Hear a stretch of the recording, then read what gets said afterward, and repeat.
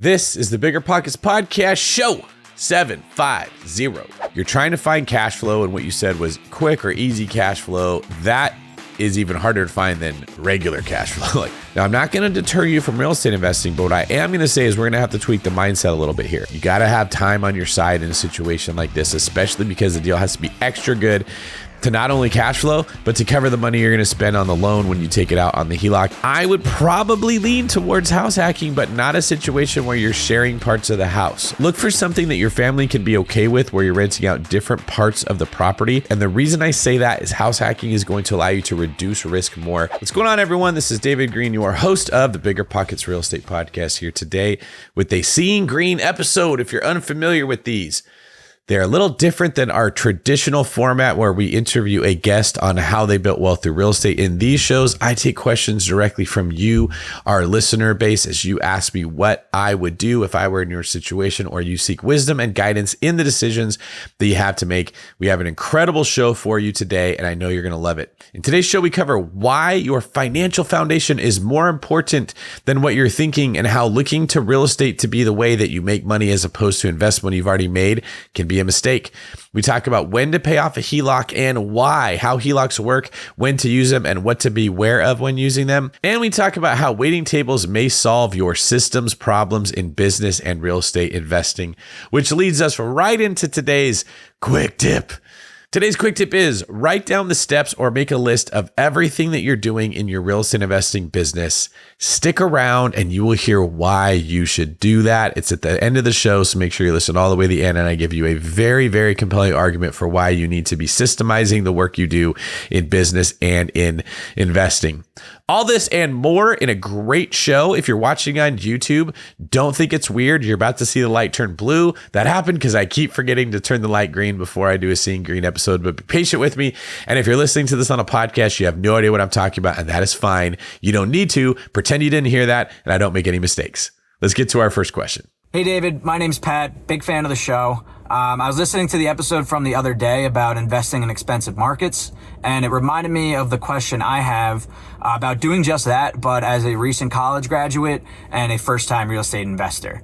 I'm graduating this spring with a master's in accounting and going to be working in the New York metro area, and I want to house hack something as soon as possible to get started investing in real estate. But New York's high prices, their high taxes, and the tenant-friendly laws made me hesitant to do that. I'm going to have a decent amount of money saved up and I have a nice starting salary when I begin work, but I do have a little bit of student loans to pay off. So I was wondering what your opinion is on someone in my situation. Is it too risky to invest in New York as a first-time real estate investor?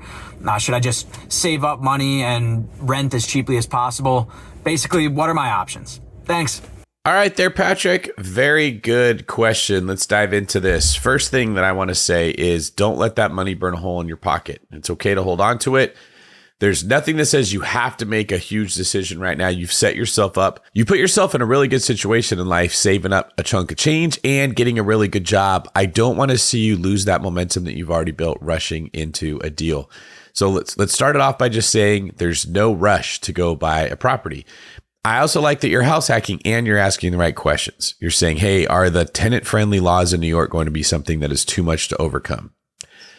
A lot of the laws that protect tenants do not apply when the landlord lives in the property as their primary residence. I don't know specifically New York laws. I've never lived there.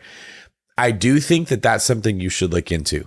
Just do a Google search about these tenant-friendly laws and see if they apply to someone who's house hacking. Because many times in many municipalities, when you live in the property and you're renting out rooms or you're renting out units, the laws that are against landlords don't apply. It's a weird little loophole in a lot of different cities, but I would look into that certainly. The last thing I'd say is there's other people that are house hacking in New York. The tenant-friendly laws are not always an issue. They typically become an issue if you're buying in an area where you're going to get less desirable tenants. There may be laws that protect tenants that make it harder for you as a landlord to get an eviction. Maybe you have to wait longer. Maybe it's harder to raise the rent. I understand that. However, there are still consequences to tenants that don't pay their rent or have to be evicted. They just take longer to come about. One of the things that I've found in my journey of real estate investing is if you're renting to people that have something to lose, they don't want the consequences that come from an eviction, just like you don't want the consequences that come from being a landlord and having to evict somebody. You have something to lose. You want to rent to tenants that have something to lose also. People with good jobs who care about their credit scores, who make a decent income are much less likely to force you to evict them if they can't pay their rent. Most of the time, if they can't pay their rent, they'll just leave. Worst case scenario in those cases is you get a broken lease. That's not the end of the world. What you really want to avoid is the eviction, or even worse, an eviction when they trash your property. So keep that in mind. If you're buying in a good area and you choose your tenant carefully, you pick someone who has a good job and they have something to lose, they're less likely to cause these problems. Now, as far as your limited capital, I don't know enough about your finances to give you a straightforward answer, but I would like to see that you have a cushion of money after you put the down payment on the house. Now, I don't know how much money you have, but I don't think you should buy a house if it's taken up all the money you've got. I want to see you build up $20,000, $30,000, $40,000 in savings in addition to the down payment of a property before you get in, just in case you do come across some of those first-time landlord woes where you make some mistakes that are going to cost you a little bit of cash. I also would like to see you get a running start and do well at your job before you put on the stress of being a landlord. It's very important that when you start a new career, you make a good impression with your boss, that you learn your trade, that you build skills when it comes to that. I wouldn't be opposed to seeing you throw yourself with abandon into being the best you can at your new career. And once you can finally exhale and you feel like you got that down, then look into real estate investing and just keep saving money in the process. Last thing I want to leave you with, there's no rush. You're in a great situation. We don't know what the market's going to do. There's deals out there. There's opportunities out there, but there's also at this stage, no sign that it's going to go back to being a fury anytime soon. So you've got time on your side. Keep saving money, keep focusing on your career, keep hitting the fundamentals right. If you do see interest rates take a massive drop down, maybe we make this more of a priority of finding a property. But if that's not the case, just hang tight, stay the course. Things are going your way, my man. All right, up next, we have two different HELOC questions. Let's check them out. Our first question is a video from Brandon Diet in Denver. Hey, David, love the podcast, and thank you for taking my question. Really looking to get involved in the investment property game. I got a $50,000 HELOC loan, and I'm trying to figure out what is the best way to cash flow right away. I know you always say the first investment's not going to be a home run. I would like to at least make it a double or a triple. So I'm looking at a couple opportunities. I actually do live in Denver, Colorado. As you and I both know, tough market to do anything with $50,000 in. So I'm looking at places like San Antonio, Texas, and I've even looked into these short-term properties in Tulum, Mexico. And I kind of wanted to get your thought on terms of what you thought was the best way to go for a quick cash flow, so then I can in turn use that money and get into the next property. Thanks, David. All right, Brandon, thank you for a question. Also, love the hairstyle. All right, you are in a bit of a dilemma. We're just going to be honest here. You're trying to find cash flow, and what you said was quick or easy cash flow. That is even harder to find than regular cash flow. Like clean cash flow is even harder to find than dirty cash flow. This is a very tough market to be investing in. You've got 50 grand to work with, which isn't going to give you a whole lot of breathing room, especially when it comes to down payment, closing costs, and money you want to keep in reserves. You mentioned in the video you have about $50,000. That doesn't give you a ton of breathing room to make a down payment, pay your closing costs, and have some money set aside for reserves in case something goes wrong. You also mentioned in the notes that I have here that you're not into house hacking because you have a growing family. As if this wasn't tricky enough. Now you've got the additional payment that you have to make on that $50,000 loan that you're looking to take out. So this isn't the same as just 50 grand that you've saved up. This is taking a loan of 50 grand. The cash flow has to be even stronger to cash flow after you pay back that second mortgage of the HELOC. Now, I'm not going to deter you from real estate investing, but what I am going to say is we're going to have to tweak the mindset a little bit here. This is going to be a very difficult endeavor. This isn't just a, hey, what city should I invest in? What property should I look for? You are competing with a country of people that are all trying to find cash flowing properties right now and having a very difficult time due to the raised interest rates that we've had and the lack of supply that's allowing sellers to not have to drop their prices. This might be something that's more of a marathon than a sprint. Okay. You've got access to that HELOC. That's great. You're listening to the podcast. That's awesome. You're gaining this information. It can be tempting to think, I got to go do something. You don't got to go do something. There will come the right deal if you wait. You got to have time on your side in a situation like this, especially because the deal has to be extra good to not only cash flow, but to cover the money you're going to spend on the loan when you take it out on the HELOC. And by the way, those are adjustable rate mortgages most of the time, which means that they can go up if rates go up. Here's what I'm getting at. You can use HELOCs to buy investment property, but it is more risky. And in an environment where it's already really thin margins and it's tough to make it work, I don't like you taking on additional risk at this stage. I would probably lean towards house hacking, but not a situation where you're sharing parts of the house, okay? Look at some creative things where you buy a triplex and live in one unit, but rent out the other two. Or you buy a main house and rent out the ADU and rent out the basement. Look for something that your family can be okay with where you're renting out different parts of the property, not sharing living space. And the reason I say that is house hacking is going to allow you to reduce risk more than anything. There's also an inherent value in that you're eliminating or reducing a mortgage payment, so you're not relying completely on cash flow to make the deal make sense. Whichever road you take, I just want you to remember, this is a marathon, not a sprint. Take your time. All right, our next video comes from Corey Budak. Hey, David. Quick question. So we are in the infancy of our investing career. We have a pretty successful little short-term rental and currently doing a live-in flip to just buy and hold and rent out. With that, we have put a lot of money into this and also increased the value a lot. So we took out a HELOC and we continued to add to the value of the home. We're in about $355,000, but the home is probably worth closer to $5,000. But our HELOC's went for $50,000, and we've only used about $35,000 of that. My fiance is a real estate agent, and she has closed some deals, so we have some money saved up as well that would actually be able to pay off the HELOC. My question is, should we do that because the credit line will be there for us anyway, to use that money to keep investing, or should we hold that money and just pay the interest down on the HELOC over 10 years and then maybe refinance it? Our payment's less than $200 a month, which we can easily make. But I just wanted to know what would be the best case scenario, because it's kind of, we don't have to pay the interest if we don't want to, because we have the money to pay off the HELOC, but I just don't know what the best case scenario would be for us. So should we pay off the HELOC with the money that we have and use that to invest moving forward? Or should we keep the HELOC at its current, $35,000 and just pay the interest until we want to refinance in 10 years? Thank you. Corey, love this question, man. Thank you very much for reaching out here and asking it. And I'm actually able to give some practical advice finally, which is great. Yes, you should pay that thing off. Let me give you the logic behind why. First off, you're currently paying $200 a month or close to $200 a month, which you can't afford. So you don't have to pay it off, but you don't need to be spending that. Over 6 months, that's $1,200. Think about how many hours of work it would take to be able to earn $1,200. Also think about what else could you invest that money in that would get you more than $200. If you've got opportunities, maybe consider spending it and buying some more property, but most likely you don't have opportunities. So I'd pay that thing off. Now here's, like you mentioned, you've got access to line of credit. You're not actually losing anything by paying it off.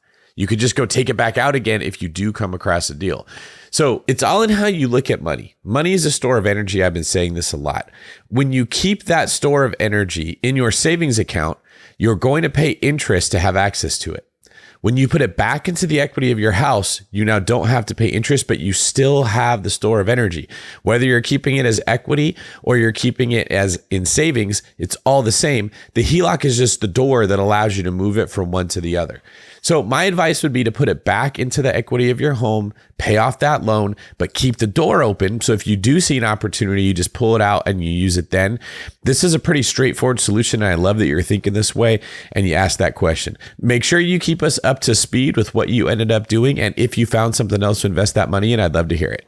All right, at this segment of the show, we are going to turn to the YouTube comments, and I am going to share what you and other BiggerPockets followers have all been saying on YouTube. Reminder, I'd love to hear what you have to say. So as you're listening to the show, head over to YouTube and leave your comments for me to read on a future show.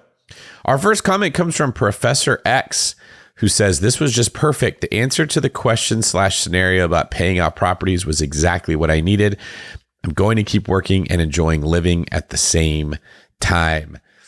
I don't know for sure, but I believe that this came from episode 735. And this was a person who was a real estate agent and was trying to figure out, should I keep working or should I try to retire off of a handful of properties? They had some of that like work guilt that I call it, where people feel bad that they're working and they think that the point of life is to avoid work at all costs. So when they have to go to a job and make some money, they think they did something wrong. That's just not my philosophy. I don't think you should slave it away at a job you hate. And I don't think you should do something you don't like. I do think you should pursue your calling in life, but that's still a form of work. So whether you're working in a cubicle, you're working in a commute, you're working from home, or you're working to help other people, it's all work. You got to be doing something. So in this case, they liked my advice that you should continue working, selling homes, helping people build wealth from real estate, and adding to your own nest egg in the process. Worry about quitting work when you no longer have a passion to do it. Thank you, Professor X. Our next comment comes from EC. David, I must commend you on the excellent and sincere advice you have provided as a real estate expert. Your analysis of the practical realities of the situation and the importance of avoiding complacency in our thinking can greatly enhance our portfolio growth over time. You are truly remarkable. Well, shoot, EC, you are welcome to follow me around and talk about me to other people as much as you want. I kind of like having this hype man here. Make sure you submit a video at biggerpockets.com/David. I'd love to answer one of your questions. Thank you. Jared Haxton says, hey, David, is your company able to offer a loan product that allows a seller to carry part of the mortgage in second position? For example, I'd buy a primary residence for $700,000 if I get a mortgage for $400,000 and the seller carries $300,000 in second position. Can it happen? Challenge question. If not, how could a loan company or business make it happen? Thank you. This is a very good question, Jared. And I've looked at this a few times. Most of the time, conventional loans will not let you do this. They just won't give you a loan if there's also going to be another loan in second position. And the reason is it's going to affect your debt to income ratio. But that doesn't mean that it cannot happen. Occasionally, we can find lenders that will do it, or you can structure it after the loan is done, depending on what the terms of the loan are. So what I'd encourage you is to reach out to us at intake@theonebrokerage.com and literally paste this into your email. And I will have one of my loan officers see what products we have. And if they don't have, they'll bring that to me and my partner, and we will go look for a lender that will do something like this so that we can help people like you. Great question, and love the way you're thinking. Thanks, Jared. All right, our next comment comes from S. Sue, who says, thank you so much for the generous sharing of your knowledge. Could you please talk about how to prevent someone from stealing the title/deed to your property? I'm so sorry that this happened to you. This is a very good question, and it's happening more and more in real estate. I'm working with our production team on trying to find an expert, maybe an attorney, who can come on to the BiggerPockets main show and talk about how this happens and how you can be protected. So thank you for your comment there. And our last comment comes from Shalin7023. First time in your channel. So far, good information and delivery. Very smart responses to the questions. We'll check the channel out again. Well, awesome. We got a first-time listener and a new fan. So welcome, Shalin, to Seeing Greene. We are glad to see you here. And you just reminded me, once again, I forgot to turn the light green behind me. All right, and we're back with a green light. Welcome to the Green Light Special of the BiggerPockets podcast, also known as Seeing Greene, where your host, David Greene, which is me, routinely forgets to turn the light to a different color behind him. Thank you for your patience. I will someday remember, and I'll work this out. Thank you for all the love and support as I share my own trials and tribulations. We're a community and we help keep each other strong. And that's something I love about BiggerPockets and this podcast. So thank you for listening. Thank you for submitting your comments. Thank you for asking your questions. And thank you for making the show possible. If you would like to make sure that the show continues, please go to biggerpockets.com/David and submit your real estate questions. Also, take a quick minute to like, comment, and subscribe on this YouTube channel. If you're listening to it on a podcast app, take some time to give us an honest rating and review. Those help us a ton. We're trying very hard to keep BiggerPockets the top real estate ranked podcast in the world, but there's plenty of competition and there's always some new young gun trying to take us out. So with your support, we can maintain that top spot. All right, let's get back to the questions. We're going to start with a reading question from Caleb Ryan in Salt Lake City. Hi, David. I'm looking for advice on how I should start my investing career. I currently live in the Salt Lake City market and I'm renting a basement apartment for $1,100 a month with my fiance. I'm not in a great financial situation. I currently have about $12,000 in consumer debt and have no real assets to my name or a large sum of money for a potential down payment on a home. My fiance and I are currently qualified for an FHA loan in the $300,000 range, but that gets us very little here in Salt Lake. I'm in the process of getting my real estate license as a way to boost my income while holding on to my current W2 job as long as necessary. I'm struggling to decide on if I should focus all my energy and money on getting me and my fiance into a primary home, as the area is booming and I would hate to lose out on all the potential equity, or if I should look into out-of-state investing where I can get into high cash flow rentals. Or is it not a good idea at all to look into investing until I'm completely out of debt? Well, this is a great question, Caleb. Thank you for asking it. Let's get into this. First off, no, I don't think you should go out of state and buy a property somewhere else, because finding a high cash flowing property in this market is incredibly difficult and you might actually end up losing money, which is not a thing that I want to see happen, especially if you're already not in a strong financial position. I am writing a book. It should be out in maybe a little under a year, called Pillars of Wealth: How to Make, Save, and Invest Your Way into Financial Freedom, something like that. This is going to be a book written specifically for people like you, Caleb. I'm very excited about finally getting this book out. It's not quite an autobiography, but it's close to one, as it shares examples from my life, stories of what I went through, how I looked at money, how I thought about money, how I saved money, how I made money, and giving advice for how you can make more money, save more money, and then ways you can invest it. Long story short, I want to see everyone, not just you, but everyone, first put themselves in a position of financial strength, then worry about real estate investing. I think it's a mistake that people try to put themselves in a position of financial strength by investing. You should do it first, then invest the money that you have. So you're house hacking right now. You're spending $1,100 a month. You're living with your fiance. You admit you're not in a great situation. You got $12,000 of debt. You don't have an amazing W-2 job, and you're working on getting your license. Let's break that down. First off, great job working on getting your license. You're taking some positive steps in a good direction.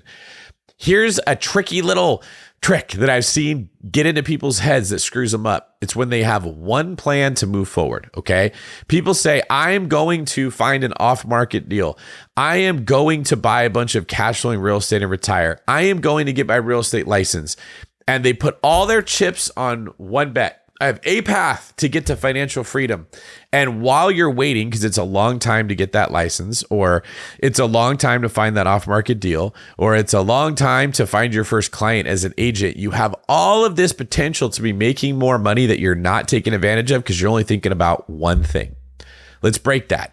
You're studying to get your license. Cool. What are you going to do with the other 22 hours of your day? Let's say you have 8 of it for sleeping, which leaves you with 14 hours. Are you busting your butt all 14 hours to be the best version of Caleb that you can possibly be?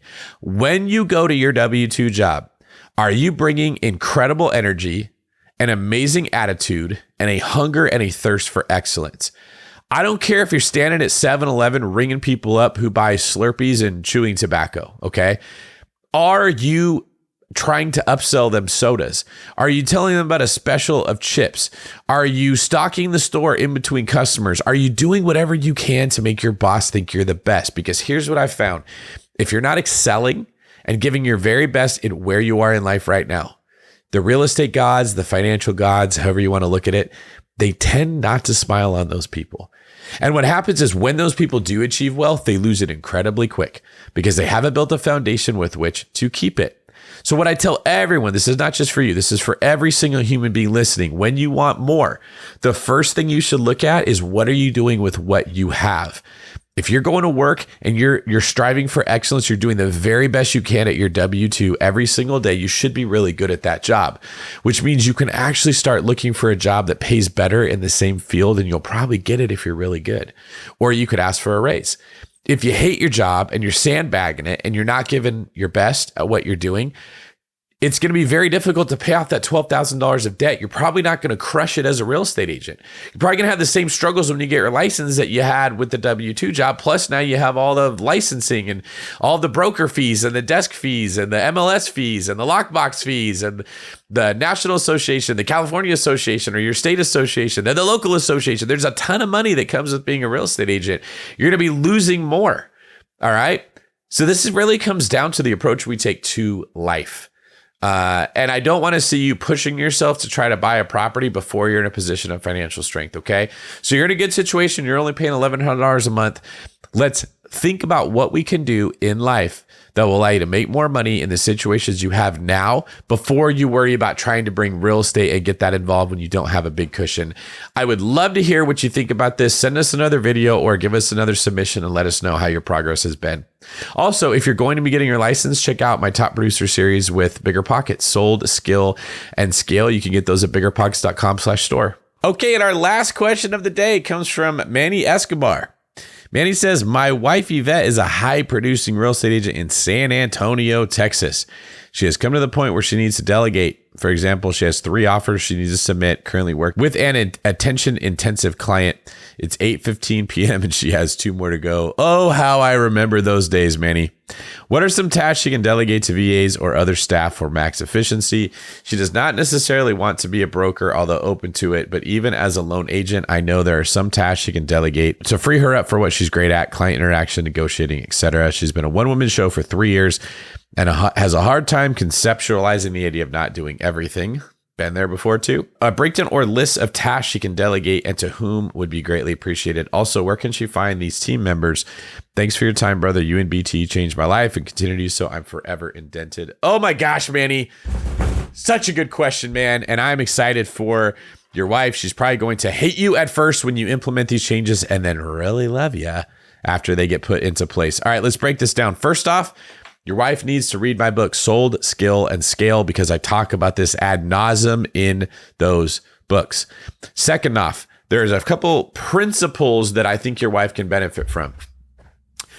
I learned a lot of this stuff, oddly enough, working as a waiter in restaurants. So what I've realized there were these patterns to waiting tables, because I was always trying to wait as many tables as I could with as high ticket of people as I could, as efficiently as I could, because that's how I made money. So when I became a real estate agent, I thought the same way. How do I work with as many clients as I can, buying the most expensive houses that I can, as efficiently as I can? And you hit it right on the head when you said she's good at client interaction and things like that. She's not great at paperwork or filling out forms. Couple rules of thumb that I picked up working in restaurants. I could handle a lot of tables. I was what they called a strong server. I could get up to 12, 13 at a time, and I did that many times. I could not take 12 tables all at the same time. I couldn't even take 5 tables all at the same time.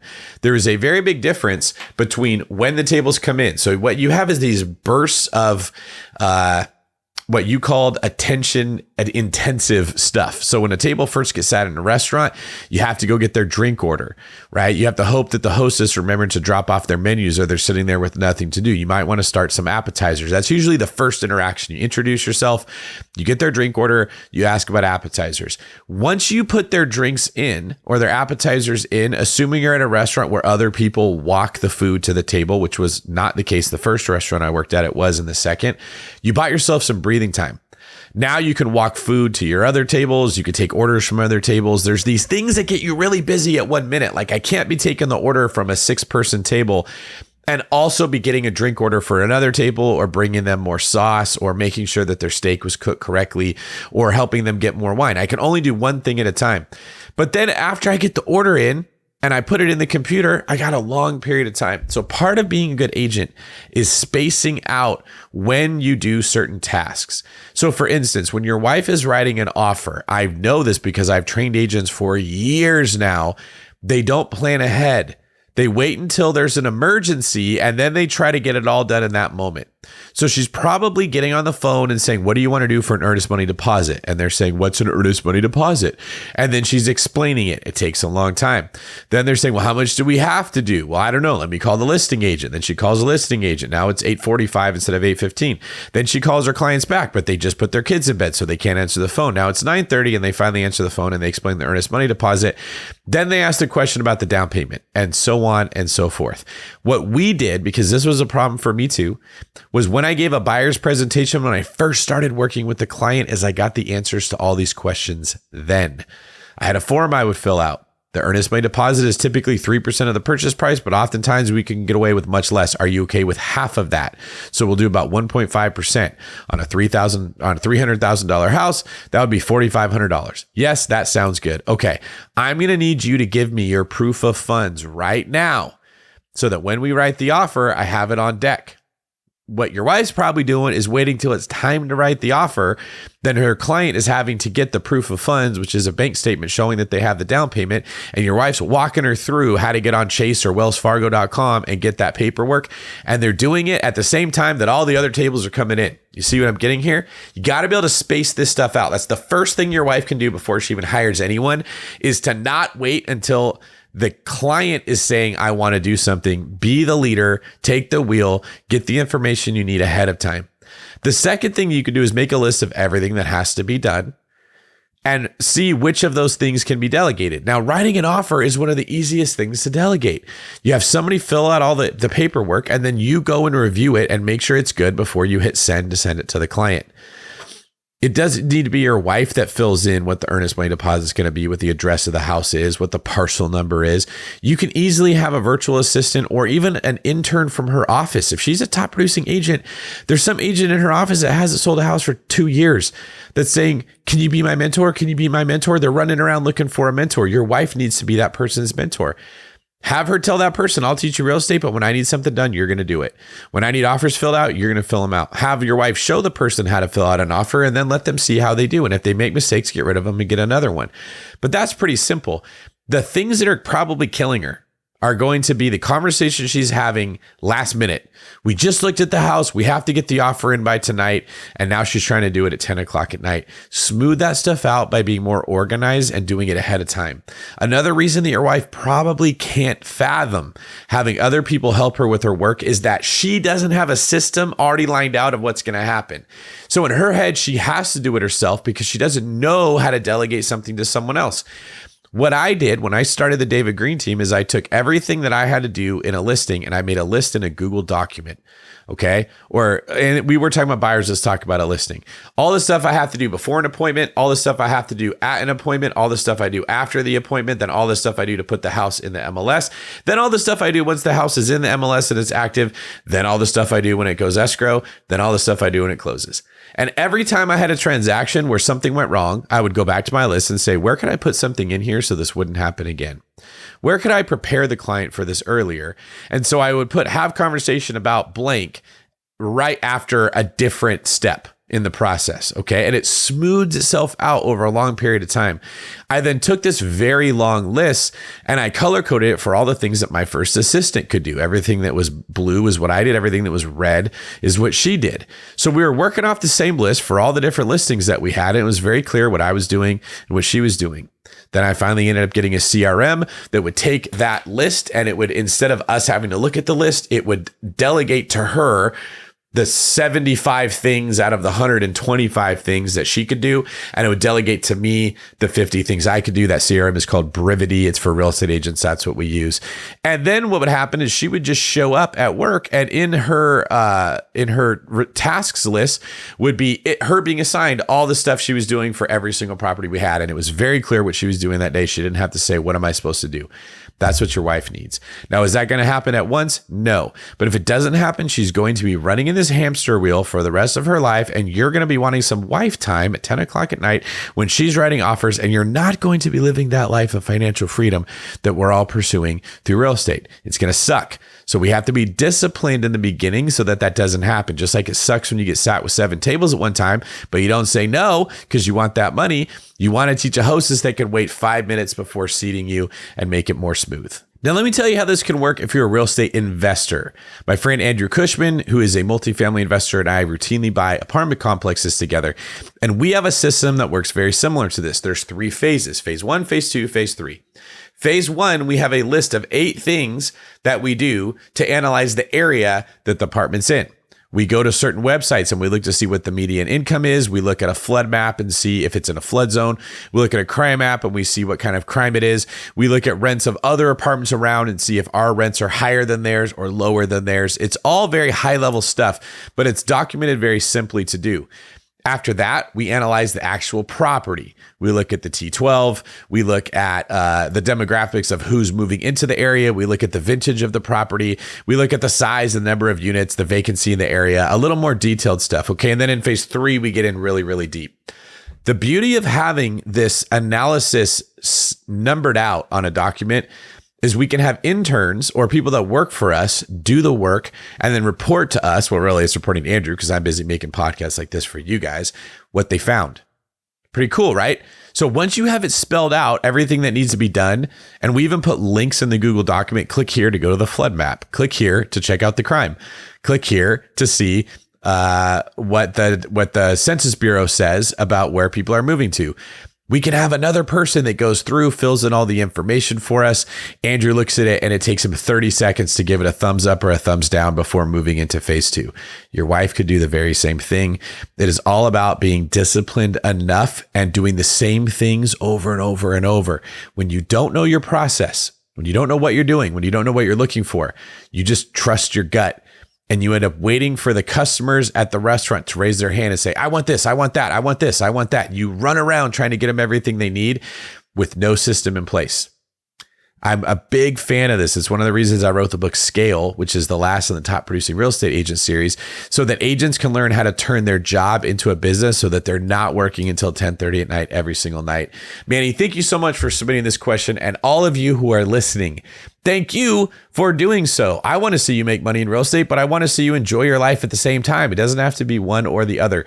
Systems allow that to happen. If you like this show, please do me a favor. Give us a 5-star review wherever you're listening to this podcast. Those mean a lot. And don't forget to comment on the YouTube because I want to know what you thought about what I said, what questions people had, what questions you have, and what do you think about me forgetting to turn the green light on again?